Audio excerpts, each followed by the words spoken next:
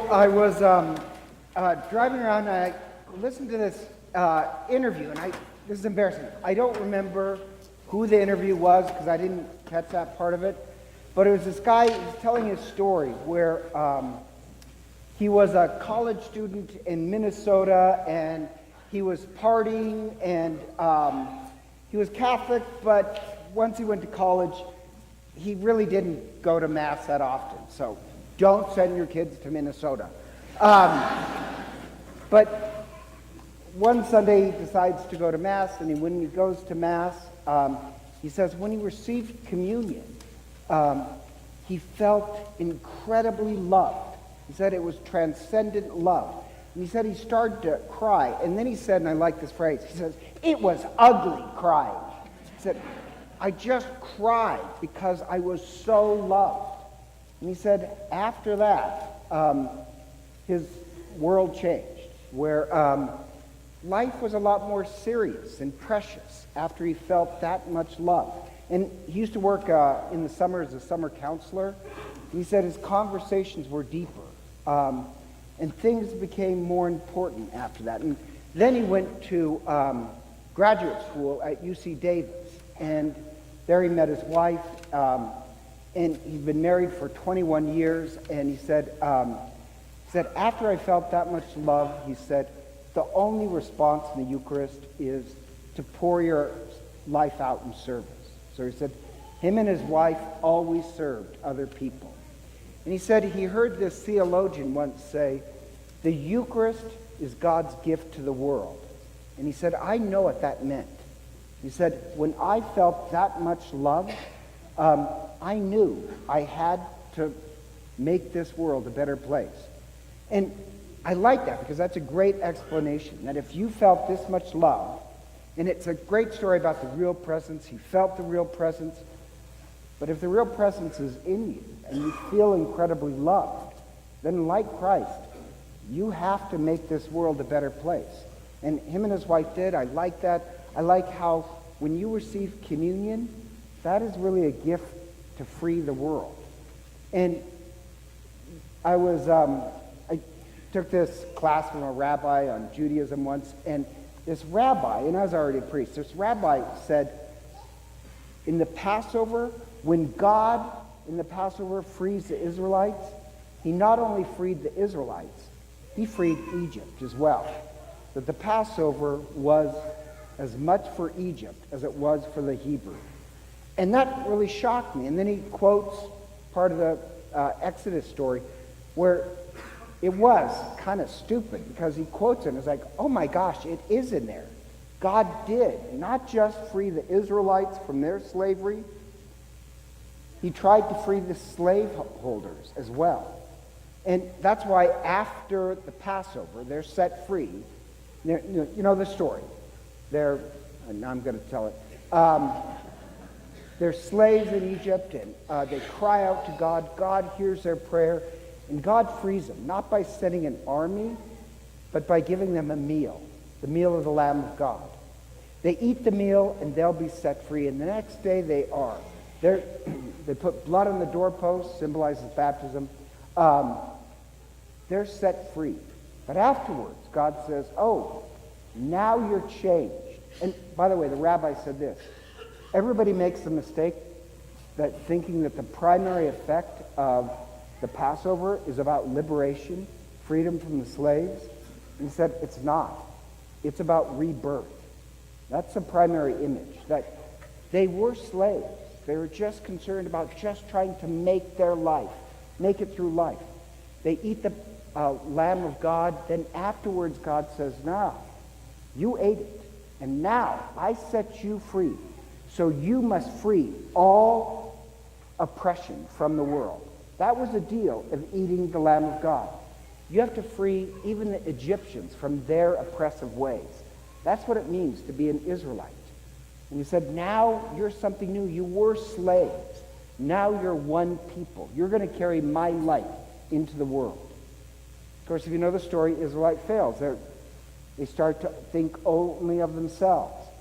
And then you have the prophets come and say, when the Messiah comes, he's going to free us, but not just us, all people. even the Gentiles. So the Messiah will be this new Moses that on Passover, the Messiah will reveal himself.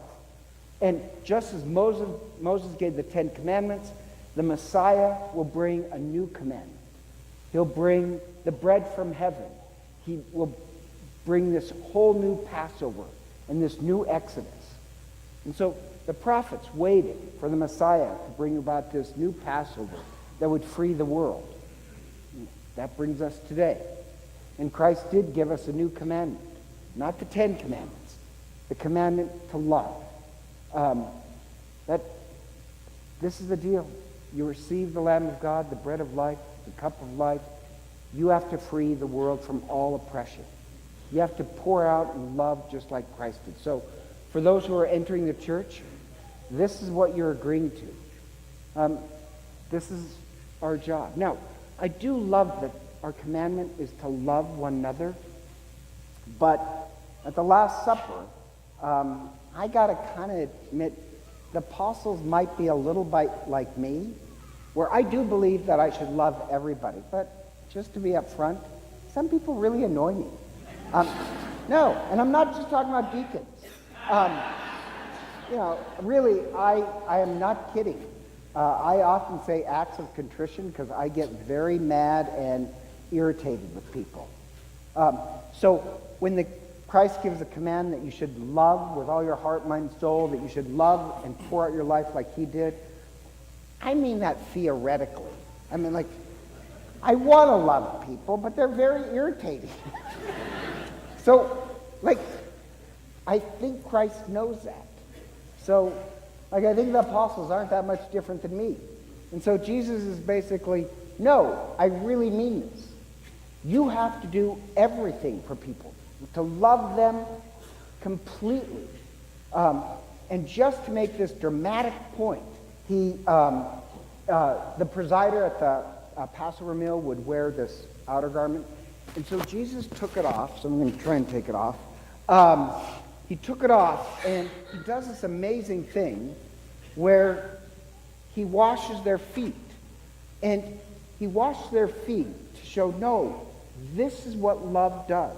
And I don't know if you've ever watched it, but did you ever see, like, Pope Francis wash, like, I think it was last year, he went to a prison and washed their feet, and he kisses each parishioner's feet?